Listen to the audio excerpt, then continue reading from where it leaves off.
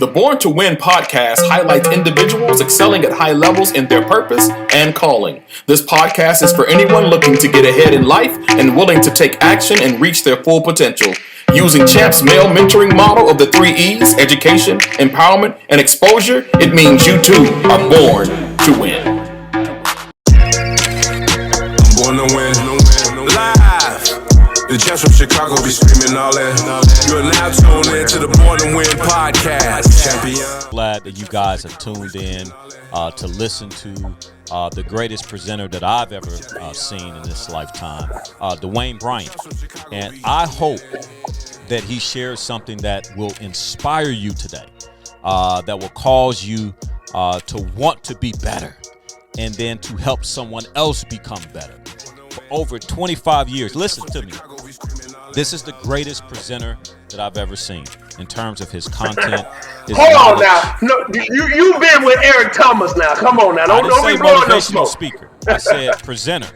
Different. Listen to, that's different. That's different. You know what? Time That's out. different. Time out. Yes, sir. Time out. Boom. Boom. Funny you say that. When I was in college, I was introduced to Les Brown.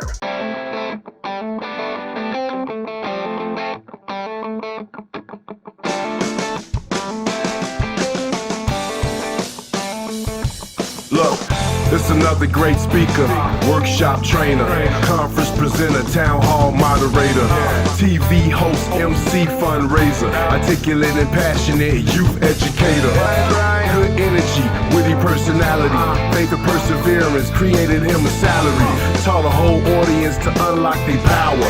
Even corporations know he put in them hours. He combat bullying, prevention, tactics, made the commitment to feel his life's passion, motivate individuals around the globe, and he teaching the people what they really ought to know. This about to stop about policing the community, building up a unity, empower young people when they reaching their destiny. Think before they act, some getting home safely, expecting where they at. Teachers, parents, authority, hey, raising GPAs, hey, you'll be amazed, yeah, they do this every day, and a vision on its way. So when you hear this song, all you gotta do is say,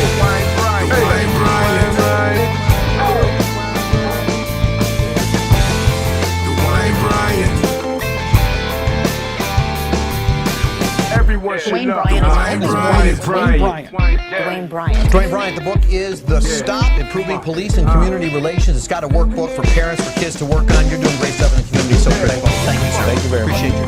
Dwayne Bryant, aboutthestop.com, Intervision International.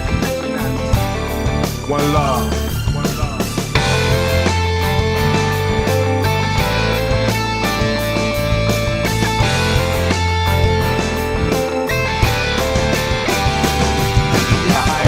Southside man giving back to his community.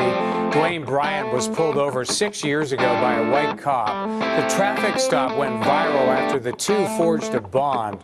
Since then, he's worked to improve police encounters, and today the FBI recognized him for his outstanding contributions. It's a great honor and pleasure to present the 2020 Director's Community Leadership Award to Mr. Dwayne Bryant.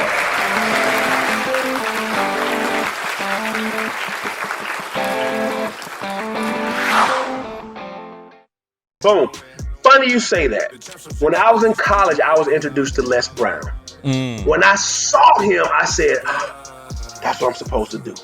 There was no question about it. My first paid engagement came from Les Brown. He was like, young man, you have a gift. You have to be strong and hungry. So he said, I want to give you this opportunity. As I was speaking, I was lighting this crowd up. I was loving it. But this is what I said. I said, this is not sustainable. I can make a good living, but they're not going to grow because this seed is not being nurtured. It's just thrown, and it ain't even thrown in the ground. It's just giving some water real quick, and the sprouts came up, but it died.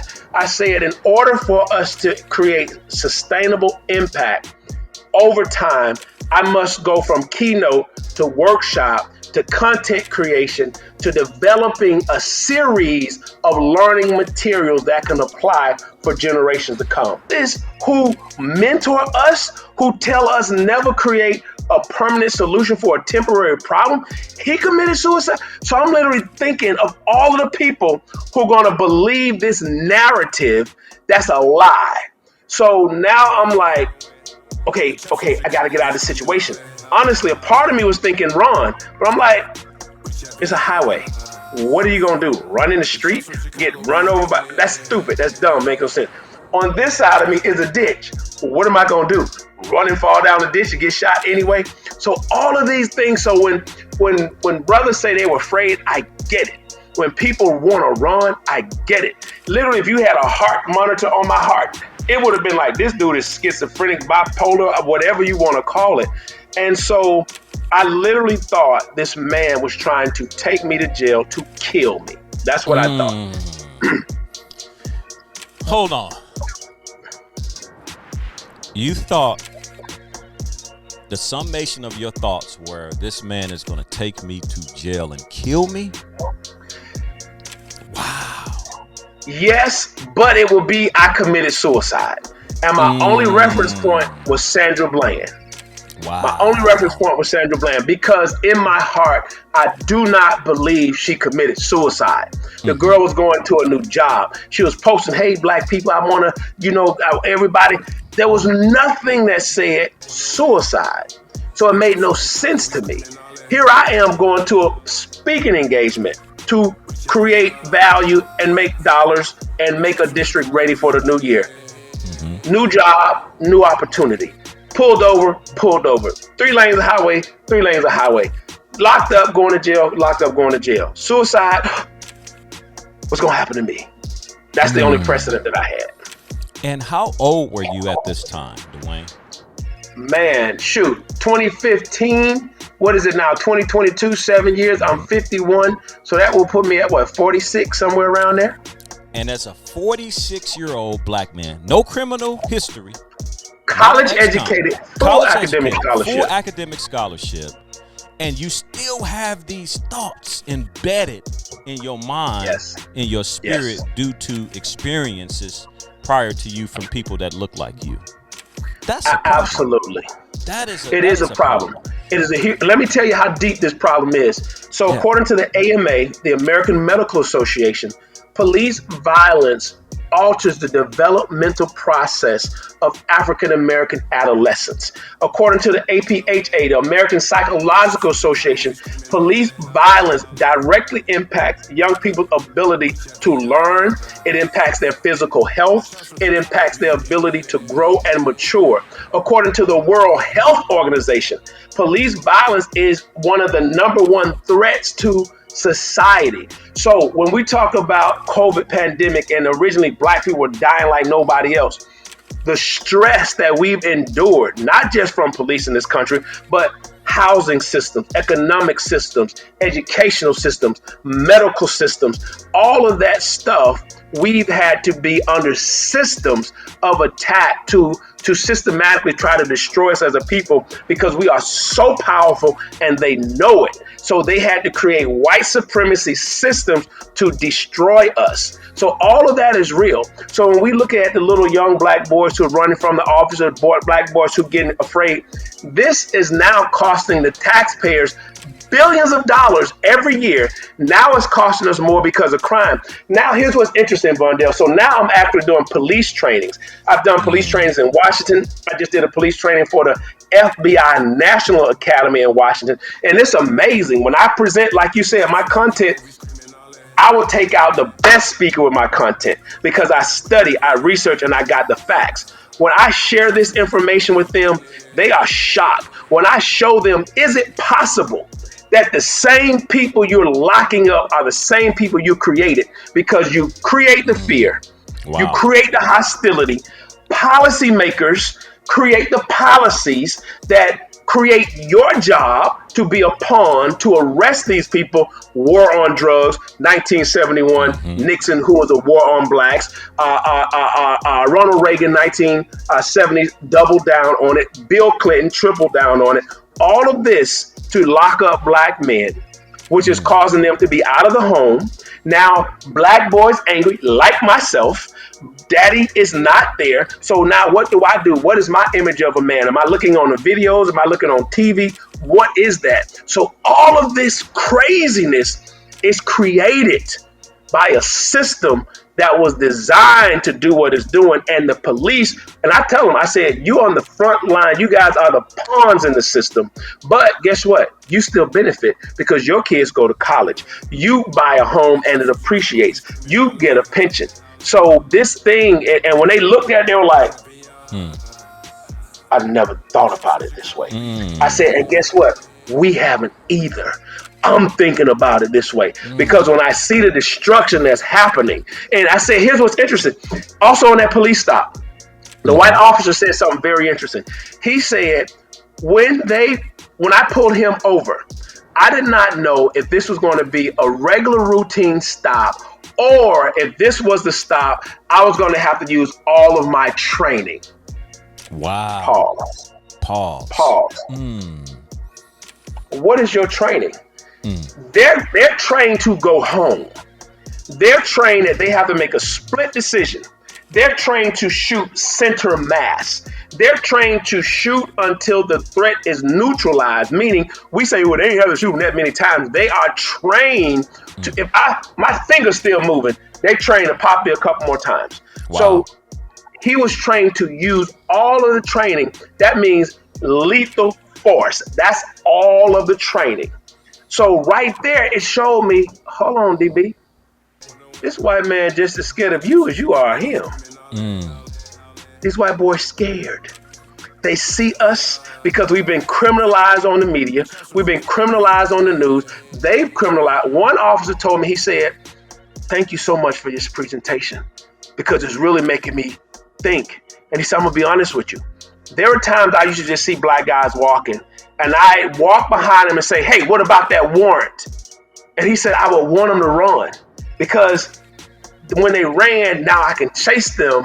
And I said, time out. I said, I don't want to judge. Yes. And I will never share your name with this story. Yes. But I want you to think about what you just said. You're walking behind a black guy. You have no probable cause. You have no reason for suspicion. You have no call that a crime has happened. You just see a black dude. I said, today I'm in a suit. I might be in a hoodie tomorrow. So I might have been that black guy. Right. Because black guys, generally speaking, are afraid of the police. Now, a lot of us like, I ain't scared of nothing. Right. Quit lying. So now you say this word and I take off running. Right. And now you chase me. I said, let me ask you this question. When you chasing me, is your blood pressure raising? Is your adrenaline pumping in your body? Is your cortisol pumping? Are your veins getting stronger? He said, I imagine so. I said, I'm going to tell you scientifically, yes, that's what's happening. I said, now, the harder I make you run, are you getting more angry because you have to catch me? He said, yeah. I said, so now when you catch me, God forbid my pants are sagging, so we know you're going to get me quicker. Are you going to give me extra because I made you chase me? Yeah. He said, chances are yes. And I said, and are you also going to call backup so as soon as they get to the scene, they don't even know that you just profiled me illegally. They don't even know you're violating my constitutional rights, but they take your side and now I get twice the, he said, yes. I said, and let me ask you this question.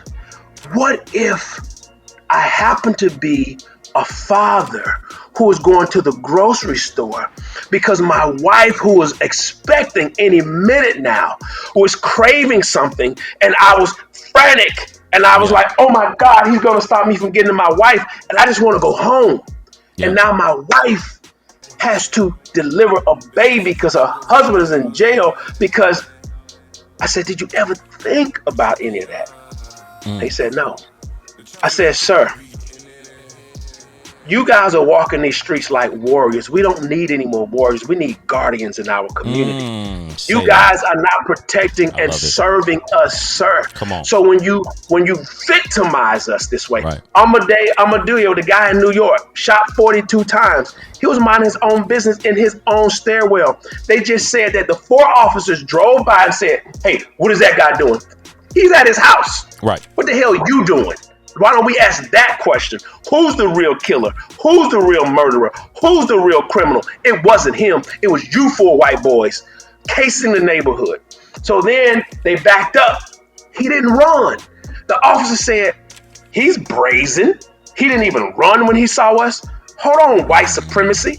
White supremacy says, black boy, when you see me, you're supposed to be afraid and you're supposed to run so I can chase you and inflict the things I want to do to you anyway. And then they questioned him, hey, what are you doing? And he answered them. Wait, he had the audacity to answer? And then they said, stop. Now he's scared. He's trying to go back into his house. Then they say he turned to the side and they thought he was, as always, reaching for a gun. Right. The man was reaching for his wallet. And then after they shot him 42 times, they run up on him. Where's the goddamn gun? So hold on. You can profile me illegally. You can evade my constitutional rights. You can take my life, take my liberty, and then make me the criminal that you are. There's no evidence. And guess what? And then you get off, all four acquitted. That's what black people are living with today. His mother, and what's funny is he wasn't American, he's African. Our black brothers and sisters who come here, who benefit from the trials, from the struggle, from the heavy lifting that we've done, then they look at us as though we're lazy and don't want to work. We built this thing. That's right. And so that's why police got to understand from 400 years ago till today, it's the same game. It's heavy, brother. And so when I got into that work, it was only because my babies, my students said, don't want to get shot. I don't want to be harassed. And I don't want the police to stop me from going home. Two of the bigger boys said, if they disrespect me, I'm going to disrespect them. I made a promise to them with my life that your kids will not have to be afraid of the police like you are. Because I'm going to do what it takes. I will go into the den of the lions. I will talk to them. I will present information. I had one officer, I'll show a stat. And if I'm talking too much, tell me. I showed a stat. It said that police killings of African Americans have decreased 70% over the past 30 to 40 years. True or false? Many people said, no, that has to be false. It couldn't have been that high. Some people said, yeah, it's true. I said, the answer is true.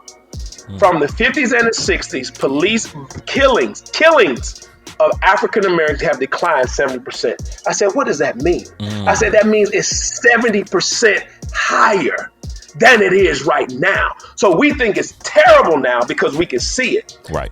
We had no cell phones then. Right. I said that means police were killing black people indiscriminately. Martin Luther King, you got a dream. Pow, we don't want dreamers. Malcolm X, you think you're superior. Pow, you can't be superior.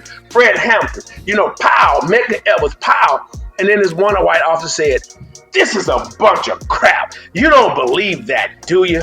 I said, sir, I just showed you the facts. Wow. These aren't my facts. This is the Center of Disease Control. And then he said, this is a bunch of hogwash. I gotta sit here. I said, before you go, let me introduce this thing to you called COINTELPRO. Oh, that rhyme. Before you go, let me end call. Man, I'm gonna have to get Spree to wrap that up right there. And I said, according to COINTELPRO, the FBI spied on college students, sabotaged all black organizations, infiltrated Martin Luther King. There was no black organization that the FBI wasn't monitoring.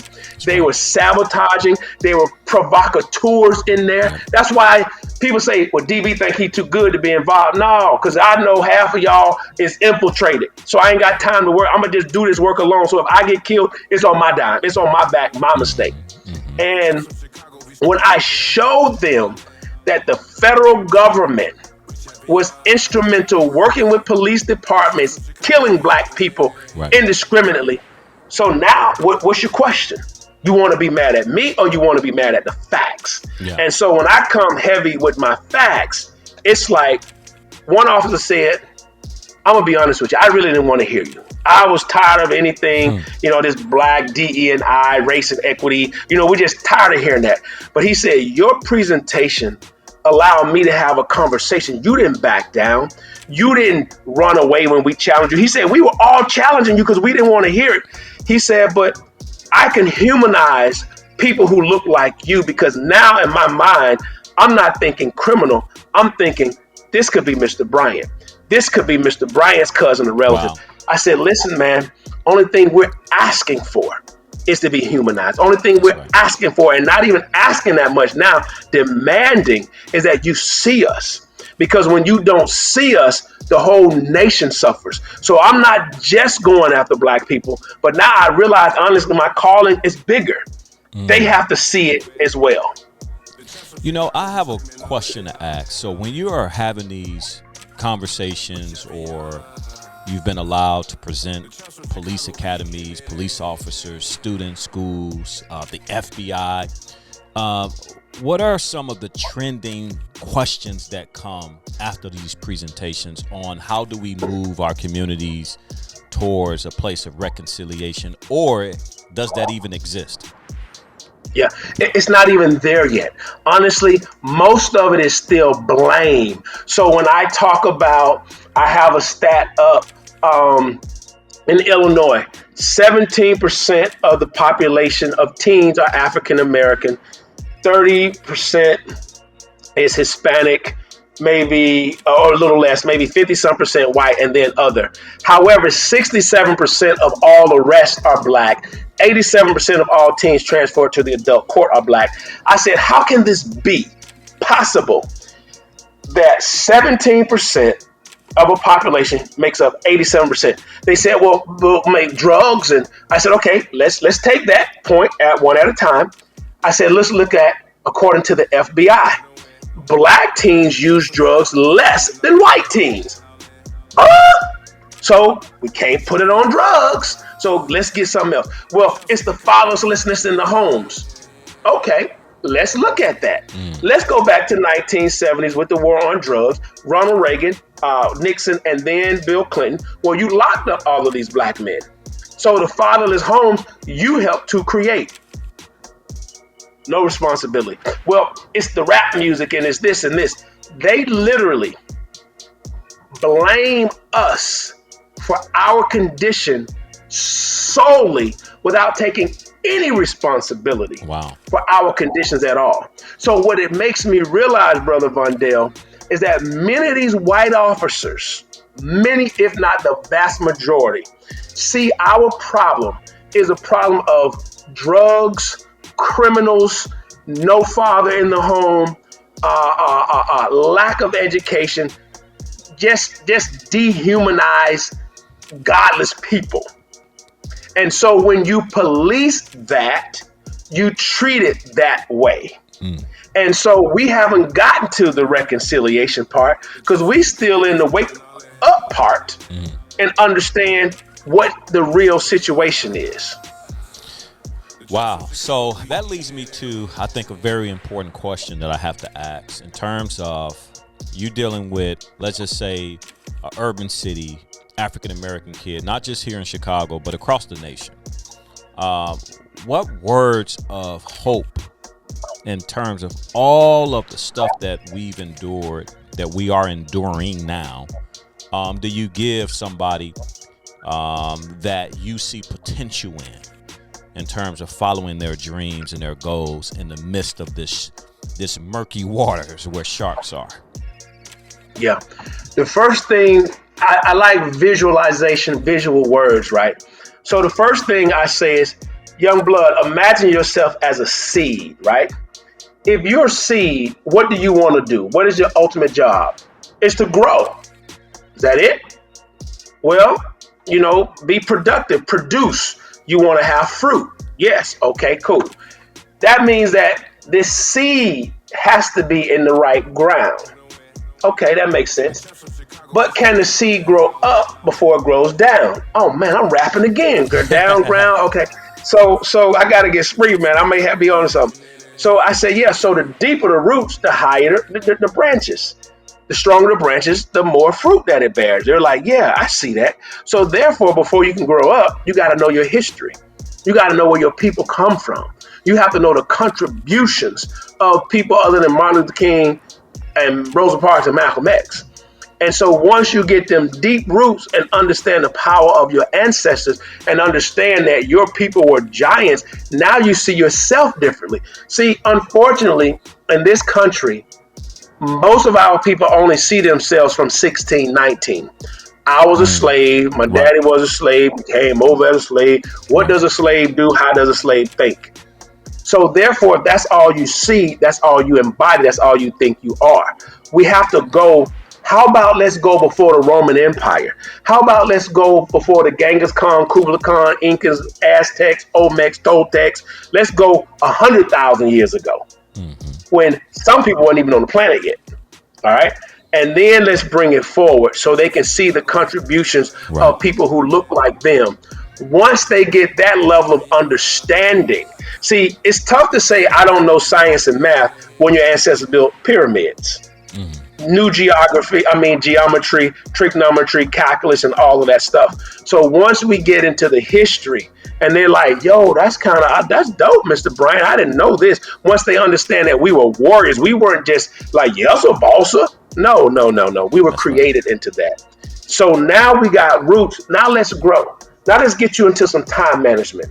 Now let's get you understand goal setting. Now let's get you stop listening to trap music. I have this thing where I talk to the kids. I say, do you know what a bear trap is? They say, yeah, that's that thing that, I said, yeah, it's like this big cloth, like a bear step in and boom, they stuck. I said, if I had a bear trap and set it on the ground, would you walk into it? They said, no. I said, why? They said, because it's a trap. I said, but what if I put some sugar on it and some sweet, some donuts in it? Would you walk into it? No. I said, why not? I said, because they said it's a trap. I said, what if I put a cool beat to it? Would you walk into the trap? They said, no. I said, so that's interesting. So you saying you would not walk into a trap, but you listen to trap music. You're like, oh, I never thought. I said, they telling you what it is. It's a trap. They told you what I'm going to do. I said, that's how dumb you are. They telling you what they doing. It's trapping your mind. Same kind of trap. It just feels better. You can just groove to it a little bit better. The girl's going to twerk to it a little bit. I said, so now that your roots are deep, now your branches and your bark has to grow strong. This has to be about integrity. This has to be about not doing anything to your community that's going to weaken it, that's going to destroy it. This means that your temple, your body is a temple. You can't be here drinking, popping pills. A lot of our kids are popping pills, Vondale. Right. I'm talking about they popping pills big time. They smoking weed like weed with vitamin C. That's why their immune system's so jacked up. Right. And so now we're building your mind, your body, your spirit. Now we can get into the branches. How do you affect other people? But you can't do that without root, bark, branch, tree. Right. They, like you said earlier, they just want to go up. No, stabilize. Go up, stabilize. Go up, stabilize. I love what you just said. I'm gonna use that too.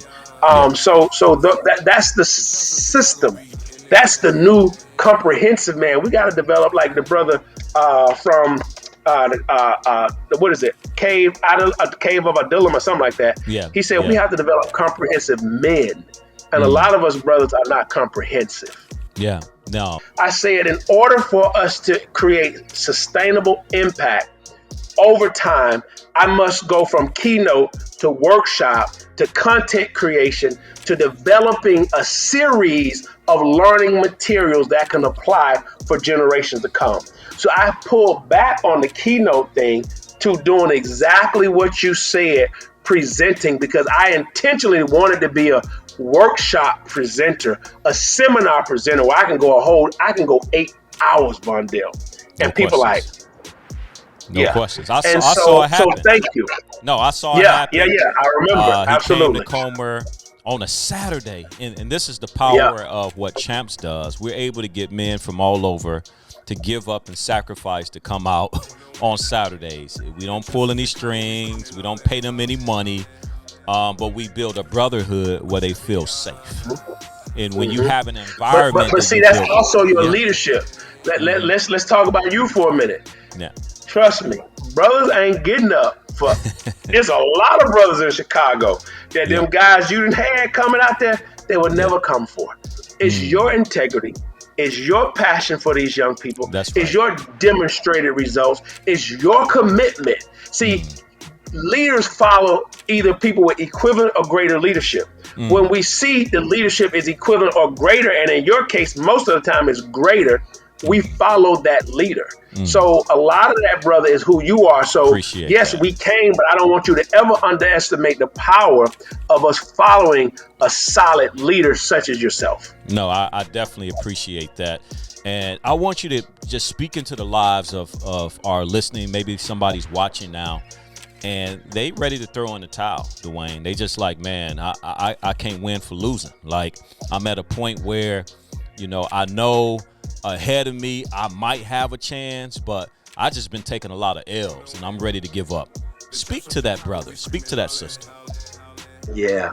First thing I would tell that brother and that sister is, hey, bro, check this out. I may not understand your loss. I may not understand what you going through personally, but I understand loss. I understand hurt. I understand pain. I understand betrayal. I understand rejection. I understand abandonment. I understand what the is going on. I get that. But I also understand that God is, first of all, and he would not bring me to this situation without giving me the empowerment and the tools that I need to get through this situation. And also, your test is there for you to go through it and master it to teach other people. All the things that I've seen and I've gone through or whatever, that I'm like, oh, woe is me. Yeah. Guess what? It's, believe it or not, it's somebody worse. And not to say we're going to have a hurting pain Olympics. We don't want to do that. But what I need you to do is find out, look in your world.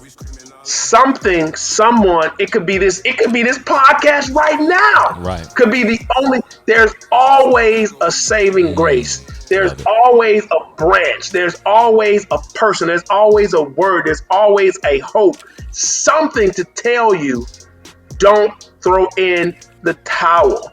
Because sometimes, like right at the point of giving up, the breakthrough is right here. And that's why that song said, reach beyond the break and hold on. So let's say if you're on a rope, right? Here's a rope.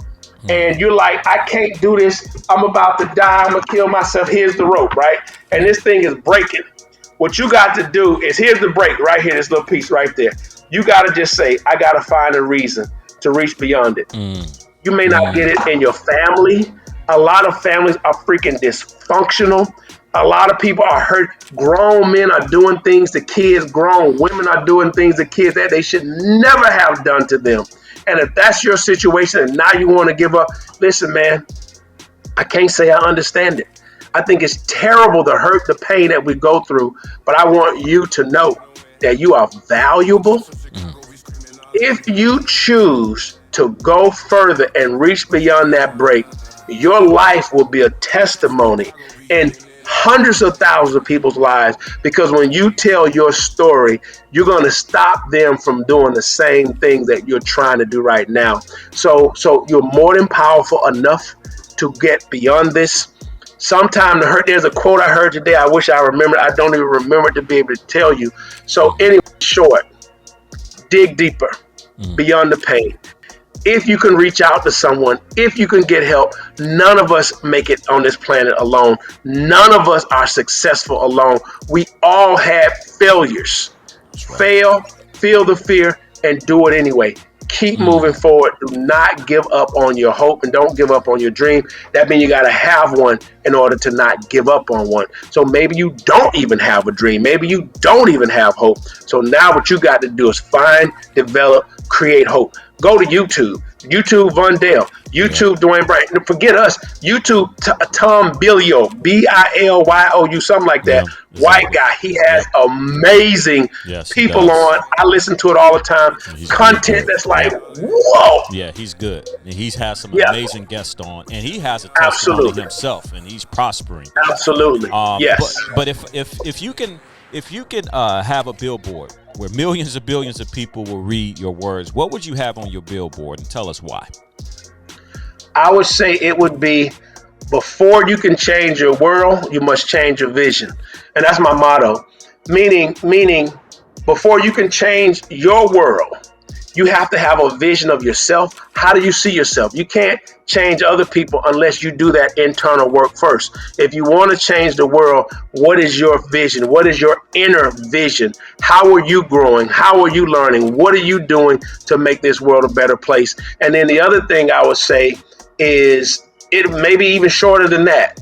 God is. That's what it'll be on my billboard.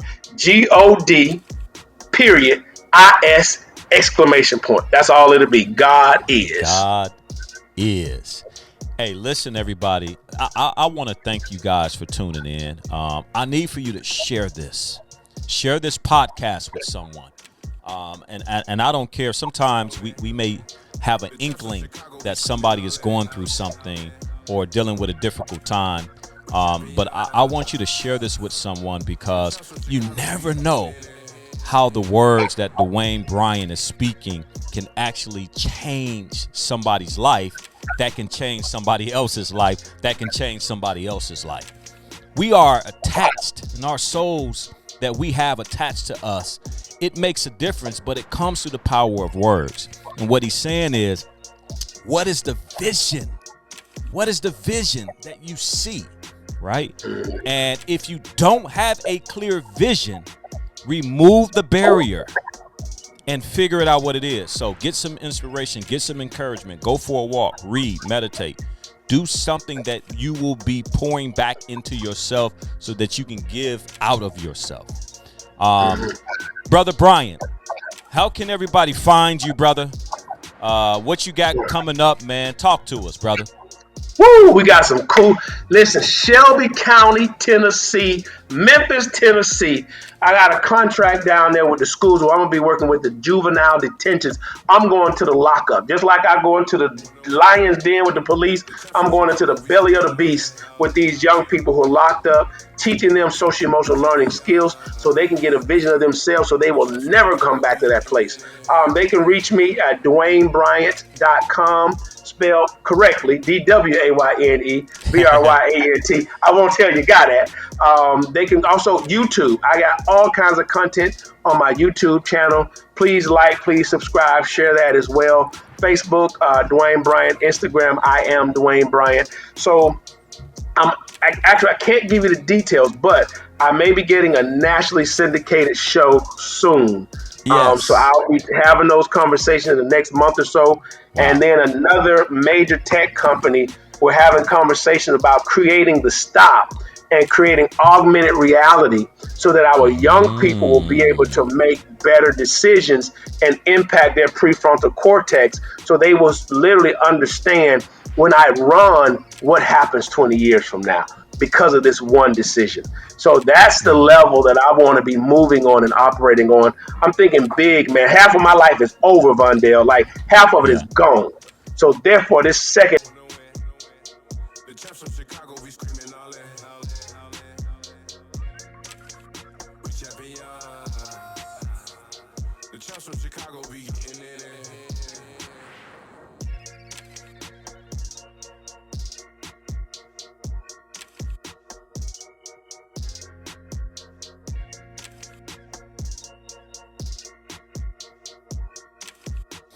Listen to me very, very carefully, guys. We don't know the time or the hour in which our names will be called. So it behooves you to figure out and find your purpose. Dr. Miles Monroe says it all the time. If you don't know a purpose of a thing, abuse is inevitable. We don't want to abuse our purpose because of ignorance. So I want you to take this podcast, apply it to your life, and let us know how we can support you in fulfilling your dreams. Remember, this is Vondale Singleton, and you born to win in every situation in life.